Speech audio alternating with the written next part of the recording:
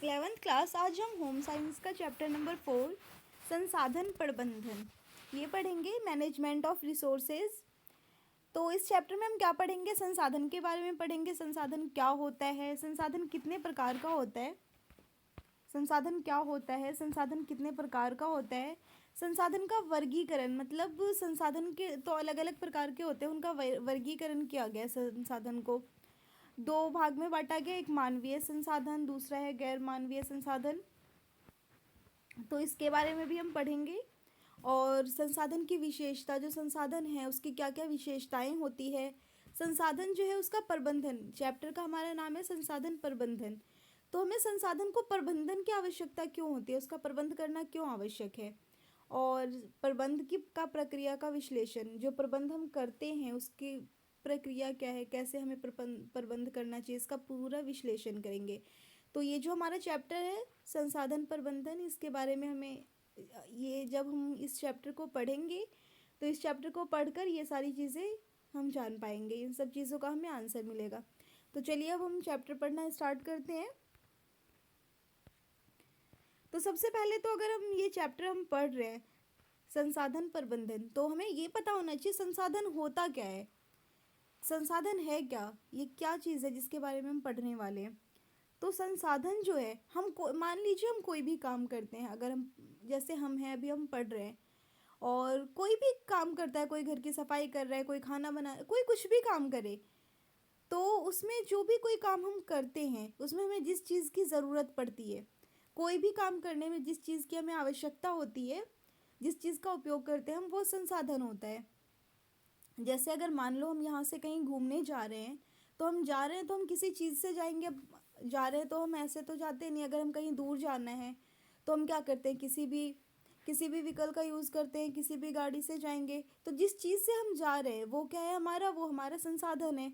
अब अगर हम पढ़ रहे हैं तो पढ़ने में क्या है, हम अगर कोई भी काम करते हैं तो उसमें एक या एक से ज़्यादा संसाधनों का यूज़ करते हैं। जैसे संसाधन का एग्जाम्पल आप लोग ले सकते हैं।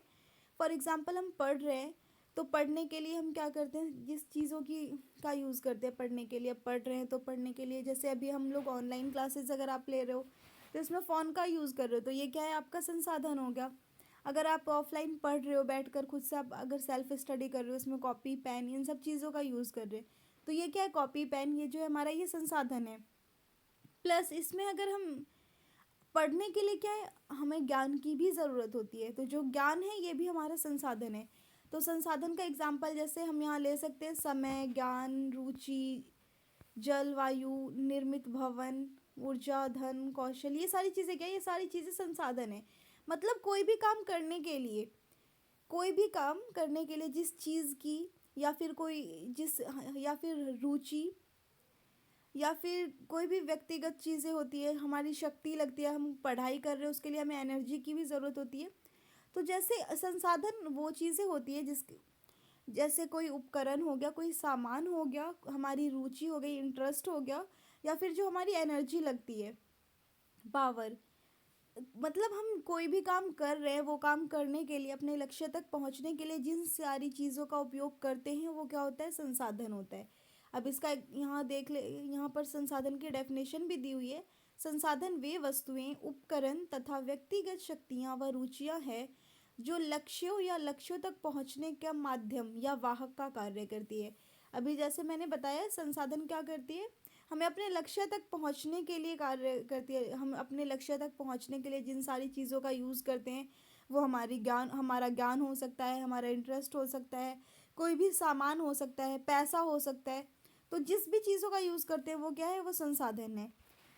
और इसका एक और इजी वे में अगर ले तो यहाँ पे एक लाइन में यहाँ भी बता रखा है, संसाधन वे होते हैं जिनका हम किसी क्रियाकलाप को करने में उपयोग करते हैं, ये हमें लक्ष्य प्राप्ति में सहायता करते हैं। तो ये दोनों आपके संसाधन की डेफिनेशन है। तो ये 1 मार्क्स में भी आपका क्वेश्चन आ जाता है, 1 to 2 मार्क्स में क्वेश्चन आ जाता है संसाधन क्या होता है, संसाधन का डेफिनेशन देने के लिए। तो आप उसमें ये लिख सकते हैं। और आई होप आप लोग को समझ आ गया होगा अभी तक के संसाधन क्या होता है। तो अब हम आगे पढ़ते हैं इसके बारे में। संसाधन तो पता चल गया, संसाधन के प्रकार पढ़ेंगे हम। संसाधन जो है, संसाधन को 2 प्रकारों में बांटा गया है। इसका पहला है मानवीय संसाधन, दूसरा है गैर मानवीय संसाधन। तो संसाधन को दो प्रकारों में बांटा गया, मानवीय और गैर मानवीय। तो अब हम जानेंगे मानवीय क्या होता है। तो मानवीय संसाधन, जैसा कि अभी मैंने बताया था कि अगर आप कोई भी काम करते हैं उसमें जिन चीज़ों की आपको ज़रूरत होती है, जिन चीज़ों की आवश्यकता होती है, वो संसाधन है। अब किसी भी चीज़ के लिए अगर हम कोई काम कर रहे हैं तो उसके लिए हमें ज्ञान, जो काम हम कर रहे हैं उससे रिलेटेड ज्ञान होना हमें ज़रूरी है। तो क्या ये ज्ञान जो है हमारा, ये भी एक संसाधन है। मतलब संसाधन ज़रूरी नहीं है कि वो कोई भी, अगर संसाधन है तो वो कुछ फिजिकली होना चाहिए जो दिखने वाला हो, जो हमारा ज्ञान है। अगर हम कोई काम कर रहे हैं, अगर हमें काम करने में जो इंटरेस्ट है, तो वो भी क्या है हमारा, वो भी हमारा जो है वो संसाधन ही होगा। तो मानवीय संसाधन जो भी, मतलब मानव के अंदर जितने भी गुण होते हैं वो सारे जो है वो मानवीय संसाधन में आ जाते हैं। जैसे देख लीजिए, ज्ञान, अभिवृत्ति, कौशल एवं क्षमता, समय, एनर्जी, ये सारा क्या है, ये हमारा मानवीय संसाधन में आता है। जो भी मतलब इंसान अब खुद से करता है, जैसे खाना, चलना, पीना, सफाई करना, कोई भी काम करना। अब हम अगर काम करते हैं तो काम करने के लिए जो हमारी पॉजिटिव एनर्जी है, नेगेटिव एनर्जी है, मतलब जो भी इंसान के अंदर होता है वो सारी चीज़ें क्या हो जाएगी, हमारी मानवीय संसाधन में आ जाएगी। और सेकंड है हमारा गैर मानवीय संसाधन। गैर मानवीय संसाधन में क्या आता है, जो हमारा मनी, जो पैसा है, वो क्या है, ये गैर मानवीय संसाधन में आएगा आपका। और जो फिजिकली वस्तुएं होती है, जो फिजिकली हम देख सकते हैं, फॉर एग्जांपल जैसे कार हो गया। अगर किसी के पास कार है, कहीं जाने के लिए वो कार का यूज़ कर रहा है, तो क्या है, कार उसका संसाधन है। घर में यूज़ करने के लिए टेलीफोन है, और बाकी अदर जितने भी फर्नीचर है, जो भी चीज़ें मतलब हम देख सकते हैं जो हमारे पास होती है, कोई भी सामान है हमारे घर में, तो वो क्या है, वो सारा हमारा जो है वो गैर मानवीय संसाधन में आएगा। मानवीय में जो मानव के अंदर गुण होते हैं वो आ जाएगा मानवीय में, और गैर गैर मानवीय में जो उसके पास सामान है, जो जो भी चीज़ें, वो सारी चीज़ें आ जाएगी गैर मानवीय संसाधन में।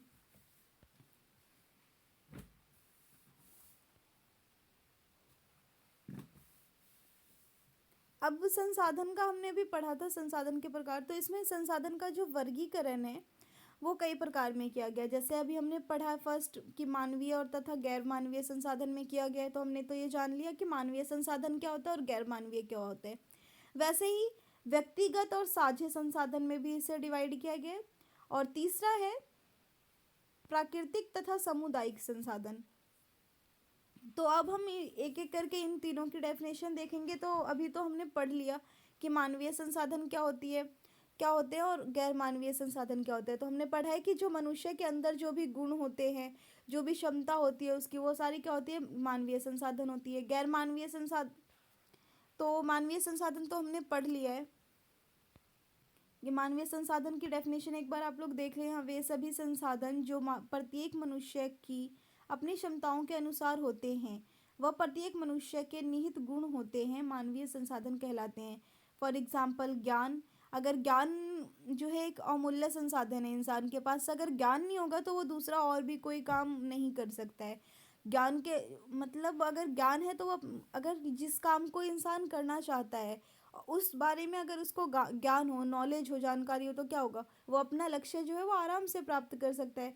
तो ये जो एक महत्वपूर्ण संसाधन है ज्ञान। उसके बाद आ जाता है अभिप्रेरणा, रुचि। हम अगर देखें, अगर कोई भी काम हमें जो पसंद होता है वो काम हम क्या करते हैं, बहुत जल्दी कर लेते हैं।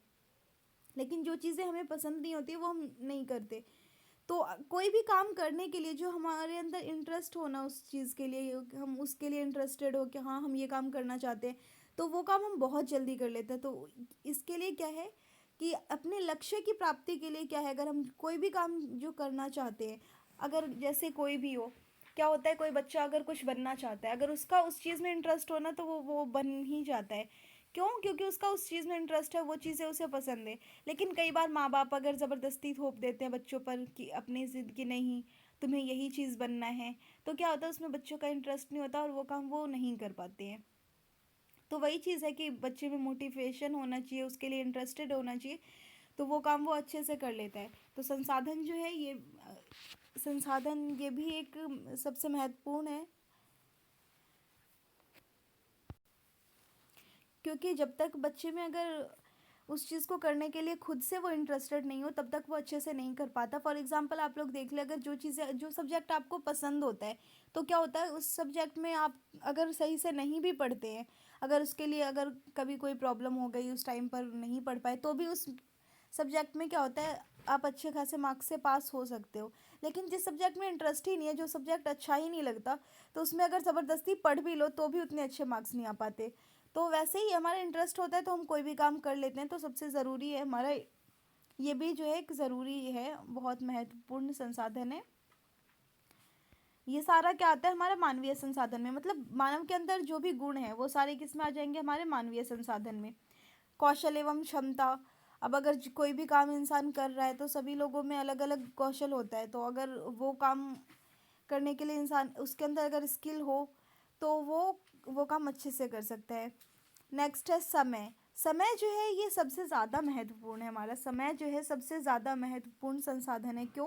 क्योंकि समय अगर एक बार चला जाता है तो वो कभी नहीं आता। तो समय जो हमारे पास है उसका हमें सही से यूज़ करना चाहिए। और ये संसाधन ऐसा है जो एक बार ख़त्म हो जाए तो इसका हम रीयूज़ नहीं कर सकते। बीते हुए समय को हम वापस नहीं ला सकते, चाहे कुछ भी कर ले।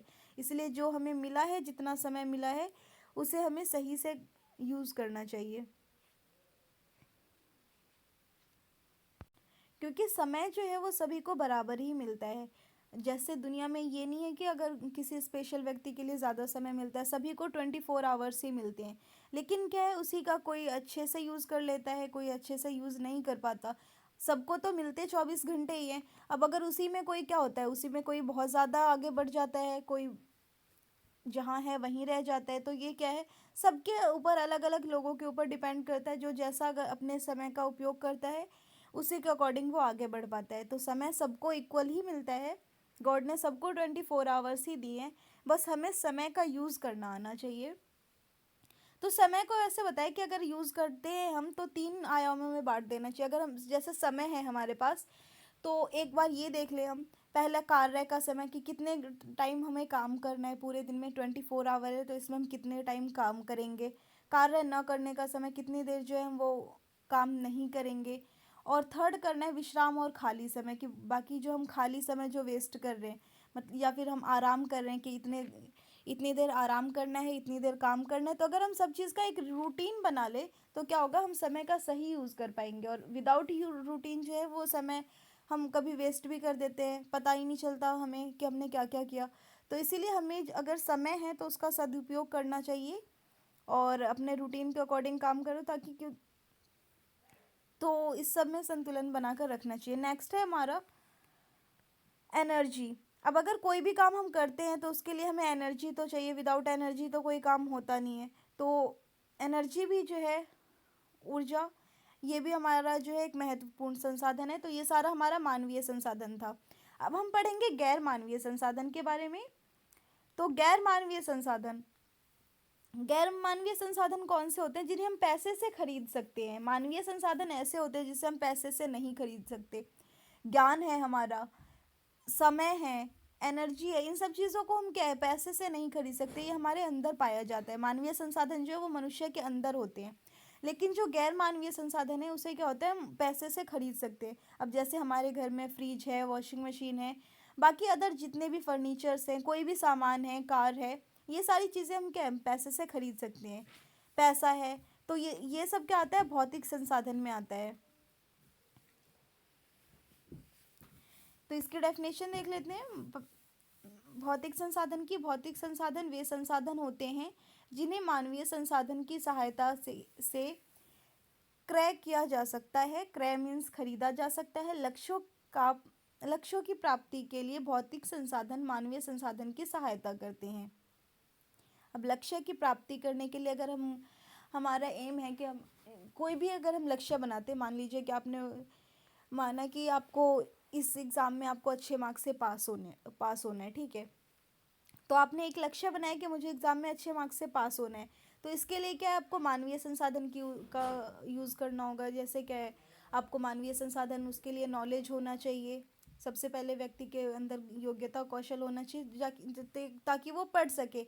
और फिर क्या है, उसके लिए आपको भौतिक संसाधन की भी आवश्यकता पड़ती है। जब आपके पास पैसे होंगे तभी आप copy pen notes notes, guide, ये सारी चीज़ें खरीद पाएंगे, जिससे क्या होगा कि आपके एग्ज़ाम में अच्छे मार्क्स आएंगे। तो हमें लक्ष्य प्राप्ति के लिए क्या होता है, भौतिक संसाधन और मानवीय संसाधन दोनों का यूज़ करना पड़ता है। कुछ प्रमुख भौतिक संसाधन निम्नलिखित है, जैसे धन, ये हमारा भौतिक संसाधन में आ जाता है।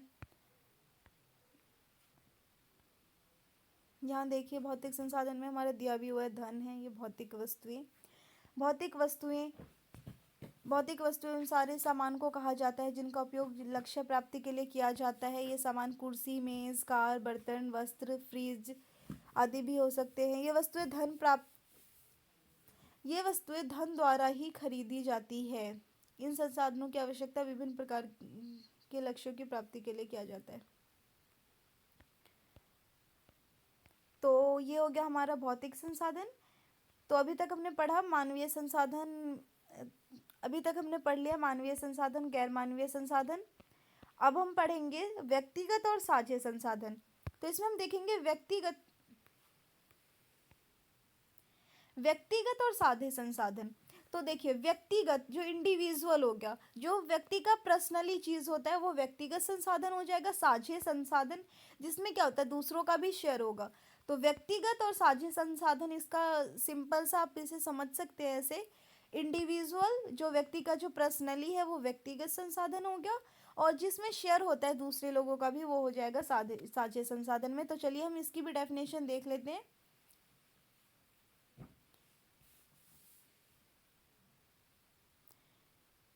व्यक्तिगत संसाधन में कोई सा भी संसाधन आ सकता है, मानवीय संसाधन हो, गैर मानवीय संसाधन हो, कोई भी संसाधन हो, वो अपना होना चाहिए, व्यक्ति का पर्सनली होना चाहिए। जैसे यहाँ लिखा हो, व्यक्तिगत संसाधन का तात्पर्य उन सभी संसाधनों से है जो किसी व्यक्ति के पास केवल उन निजी उपयोग के लिए उपलब्ध होते हैं। ये मानवीय या गैर मानवीय संसाधन हो सकते हैं। तो व्यक्तिगत संसाधन जो है वो मानवीय भी हो सकता है, गैर मानवीय भी हो सकता है। मतलब उसकी योग्यता, उसकी गुण, उसके कौशल भी हो सकते हैं व्यक्तिगत में, या फिर उसकी पर्सनली उसके उसके सामान के बारे में हो सकता है। जैसे अगर किसी का कपड़ा है, वो क्या होता है, उसका अपना कपड़ा होता है, वो बाकी लोगों से शेयर नहीं किया जाता। अगर ज्ञान है, हमारा नॉलेज है, तो ये हमारा अपना ज्ञान है, हमें है नॉलेज। हमारा कोई भी सामान हो गया, कपड़ा हो गया, स्कूल बैग हो गए, जूते, चप्पल, जो भी है, जो हमारा पर्सनली सामान है, वो हमारा व्यक्तिगत संसाधन है। ठीक है। नेक्स्ट है हमारा साझे संसाधन, जो दूसरों के साथ शेयर किया जाता है। जैसे यहाँ दिया हुआ साझे संसाधनों से तात्पर्य उन संसाधनों से है जो किसी समुदाय, समाज, प्रदेश, देश अथवा विश्व के सभी सदस्यों के लिए उपलब्ध होते हैं। साझे संसाधन क्या है, वो सभी के लिए उपलब्ध होते हैं। अब नेक्स्ट है हमारा प्राकृतिक तथा सामुदायिक संसाधन। जो नेचुरल है, जो हमें नेचर से मिलता है, वो क्या हो जाएगा, प्राकृतिक संसाधन। सामुदायिक संसाधन जो पूरे समुदाय के लिए होता है। सामुदायिक संसाधन में वो चीज़ें आएगी जो पूरे समुदाय के लिए होता है, जो सभी के लिए होता है, समाज में रहने वाले लोगों के लिए, और जो हमें सरकार द्वारा प्रोवाइड होता है। जैसे स्कूल हो गया, सामुदायिक संसाधन में हमारा आ जाएगा। जैसे देखिए यहाँ स्कूल हो गया, अस्पताल, जैसे सरकारी स्कूल हो गया, गवर्नमेंट हमें प्रोवाइड करवाती है। जैसे सामुदायिक संसाधन में क्या होता है, ये पूरे समुदाय का है, सभी समाज का है। यहाँ जैसे हो गया आपका स्कूल हो गया, अस्पताल, पार्क, सड़क, इस पे सभी लोग जाते हैं। यहाँ ये किसी इंडिविजुअल, किसी एक इंसान का नहीं होता। सार्वजनिक पुस्तकालय, ये सारी चीज़ें क्या है, ये सारी जो है हमें हमारी सामुदायिक संसाधन में आ जाएगी। नेक्स्ट है संसाधनों की विशेषता। अब जो संसाधन है उसकी क्या विशेषता है, तो वैसे तो सभी संसाधन को क्या किया गया कि वर्गीकृत किया गया है। सबको संसाधन कई प्रकार के बताए गए, जैसे मानवीय संसाधन, गैर मानवीय संसाधन। फिर इसके अंदर भी कई प्रकार के आते हैं, प्राकृतिक संसाधन है, सामुदायिक संसाधन है, व्यक्तिगत है, फिर साझा संसाधन है, हर प्रकार के संसाधन है। लेकिन सब में अलग अलग होते हुए भी संसाधनों में कुछ समानताएं हैं। तो सभी संसाधन जो है, इन सब की कुछ ना कुछ विशेषता होती है। तो संसाधनों की क्या विशेषता है, तो इसमें संसाधनों की विशेषता के बारे में बताना है।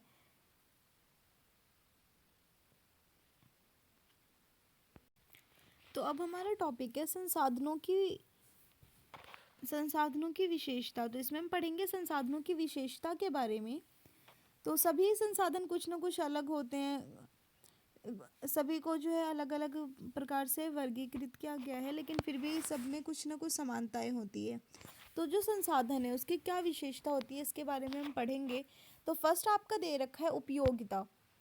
उपयोगिता के आधार पर जैसे देखिए, कोई भी संसाधन है तो वो संसाधन तब महत्वपूर्ण माना जाता है कि हम उसे देखेंगे कि हमारे लक्ष्य प्राप्ति करने में वो हमारे लिए कितना महत्वपूर्ण है संसाधन, कोई भी संसाधन।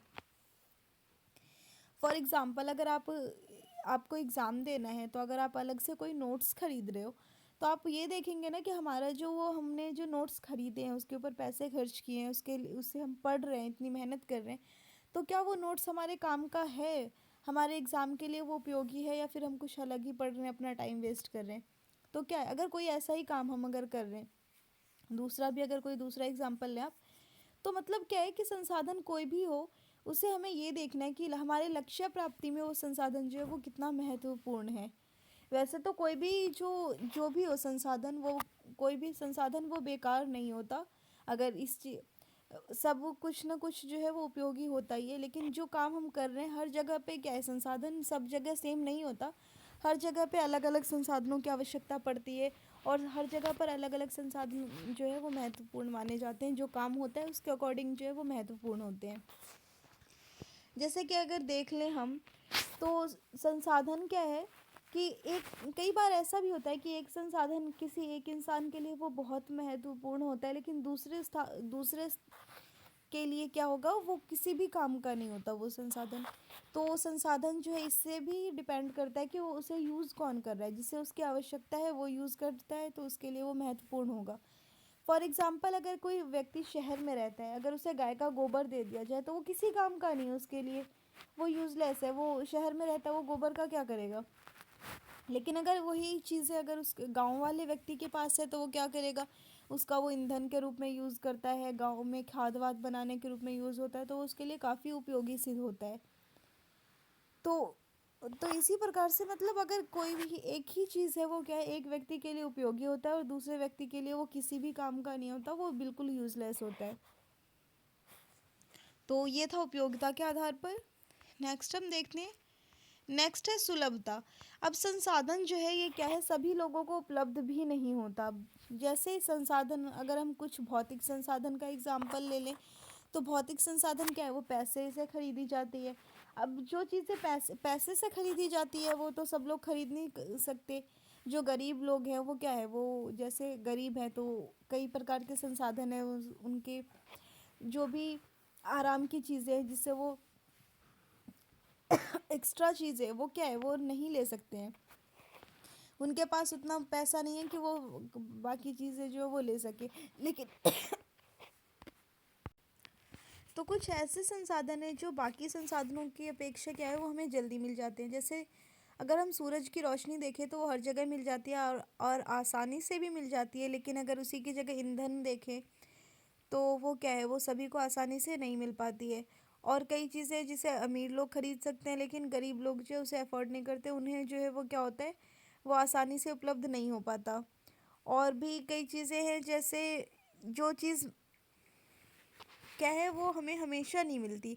जैसे कुछ चीज़ें होती है जो मौसम के अकॉर्डिंग, जैसे बारिश के टाइम पे क्या होता है, पानी बहुत ज़्यादा होता है, वो हर जगह उपलब्ध होता है। खेतों में भी जो पानी है वो किसान को डालने की ज़रूरत नहीं पड़ती, क्या होता है पानी अपने आप चला जाता है। लेकिन गर्मी के टाइम पर क्या होता है, पानी की बहुत दिक्कत हो जाती है। तो कई ऐसे संसाधन हैं जो मौसम के अकॉर्डिंग भी जो है वो क्या होता है, उपलब्ध होते हैं। और कई ऐसी चीज़ें हैं जो धन से खरीदने वाली चीज़ें हैं, तो जिनके पास धन है वो लोग धन से खरीद लेते हैं, और तो उन्हें क्या होता है, वो जल्दी वो चीज़ें जो वो उपलब्ध हो जाती है। अब थर्ड हमारा आता है विनिमयता। ये क्या है, इसका मतलब है एक्सचेंज करना, प्रतिस्थापन करना। विनिमयता मतलब क्या है, जैसे कई ऐसे संसाधन है जो क्या होता है, उसकी जगह अगर वो चीज़ हमें नहीं मिल पाती, वो उपलब्ध नहीं हो पाती, वो चीज़ हमें नहीं मिल पाती, तो हम क्या करते हैं, उसकी जगह दूसरे चीज़ का यूज़ कर लेते हैं। फॉर एग्ज़ाम्पल, अगर हम देख लें कि एक बच्चा क्या है, वो डेली अपनी बस से स्कूल जाता है, लेकिन क्या हुआ, आज उसकी बस छूट गई। तो उसकी बस छूट गई तो क्या करेगा वो, उसके बदले में अब अगर उसके पापा हैं तो उसको अपनी कार से, बाइक से, या फिर वो बच्चा अलग से ऑटो कर सकता है, किसी भी चीज़ से जा सकता है। तो उसके बदले में जिस चीज़ का उसने यूज़ किया, दूसरी चीज़ का क्या है वो उसके बदले में यूज़ कर सकता है। तो ये सारी चीज़ ये क्या है, विनिमयता में आती है। जैसे अगर कोई बच्चा है वो क्या है, अगर उसको जो वो पढ़ रहा है उसे सही से समझ नहीं आ रहा तो वो क्या करेगा, अलग से वो ट्यूशन कर लेगा, अलग से ट्यूशन क्लासेस ले लेगा, अलग से अगर बुक से समझ नहीं आ रहा वो अलग से नोट्स परचेज कर लेता है। तो मतलब किसी भी चीज़ के बदले में जो हमने यूज़ किया वो क्या होगा, ये विनियमता में आता है। फिर अ, उसके बाद आ जाता है फोर्थ में है हमारा प्रबंधनीय। इसमें क्या है, मैनेजमेंट करना, प्रबंधनीय।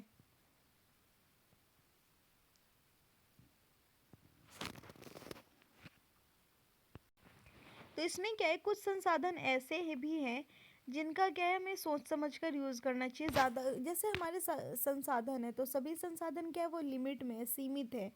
तो हमें उन सब चीज़ों का यूज़ ऐसे करना चाहिए ताकि हमें कम संसाधन का यूज़ करके भी जो है वो ज़्यादा लाभ प्राप्त हो सके।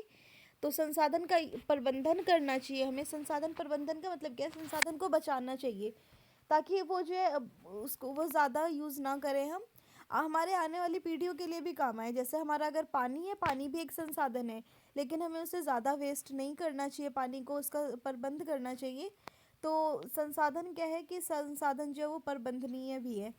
इसमें भी हम उसको बचा भी सकते हैं। जैसे कि यहाँ पर आपका एग्जाम्पल भी दे रहा है कि अगर हम कपड़े हैं उसे अगर रोज़ रोज़ धोते हैं तो क्या होगा, डेली साबुन पानी सब कुछ हमारा खर्च हो रहा है। लेकिन अगर हम क्या करेंगे, 3-4 दिन के कपड़े इकट्ठे करके धो रहे हैं तो हमारा क्या है, अगर एक साथ करते हैं वही काम तो कम यूज़ होता है, बाकी सारे जो हमारे संसाधन लग रहे हैं उसमें बाकी चीज़ें लग रही है वो कम यूज़ होगा। तो इससे हम क्या कर सकते हैं, संसाधन को बचा सकते हैं, उसकी बचत कर सकते हैं।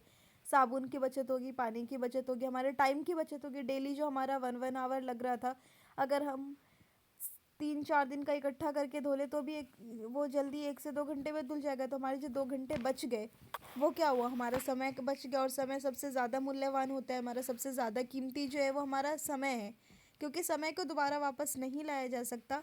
तो इसीलिए जो समय है उसका हमें काफ़ी अच्छे से यूज़ करना चाहिए, क्योंकि 24 आवर्स ही होते हैं सबके पास, उसी में टाइम को अपने मैनेज करना होता है। तो तो ये थी हमारे संसाधन की विशेषता। अब हम पढ़ेंगे संसाधन प्रबंधन। तो संसाधन प्रबंधन क्या है, मैनेजिंग मैनेजिंग रिसोर्सेज। तो संसाधन का है, संसाधन तो हमें मिले हुए हैं लेकिन संसाधन जो है वो काफ़ी सीमित मात्रा में। तो हमें उस संसाधन का ऐसे यूज़ करना चाहिए कि हम कम संसाधन का यूज़ करके ज़्यादा प्रॉफिट, ज़्यादा हमें लाभ मिल सके, ज़्यादा अच्छे से हम यूज़ कर सके। तो संसाधन प्रबंधन का मतलब ये यहाँ देखिए डेफिनेशन भी दे रखा है। संसाधनों के प्रबंधन का अर्थ है उपलब्ध संसाधनों का सर्वोत्तम उपयोग। जो संसाधन हमें उपलब्ध है उसका हम अच्छे से उपयोग कर सके, कम संसाधन से ज़्यादा लाभ प्राप्त कर सके। तो संसाधन प्रबंधन की हमें आवश्यकता ही क्यों पड़ती है, संसाधन जो है हमारे पास तो उसके आवश्यकता क्यों है हमें। तो देखिए जैसे सभी संसाधन क्या है, सीमित होते हैं। फर्स्ट है हमारा कि सभी संसाधन सीमित होते हैं। जितने भी संसाधन हैं वो सारे सीमित है, वो एक सीमा के बाद क्या है वो ख़त्म हो जाते हैं। तो हमें संसाधन का ऐसे यूज़ करना चाहिए ताकि हम उसे बचा सके। जैसे अगर हम देखें तो हमारे पास क्या है कि मनुष्य जो हम हैं, हमारे पास बहुत सारी इच्छाएं होती हैं, हमें ये भी करना है वो भी करना है, बहुत सारे काम होते हैं। लेकिन क्या है, हमारे पास होते 24 आवर्स ही है। तो हमें टाइम इस तरह से मैनेज करना पड़ता है, अपने समय का प्रबंधन इस तरह से करना पड़ता है कि जिससे क्या कर सके हम उसी 24 घंटे के अंदर जो है वो सारे काम हम कर सके।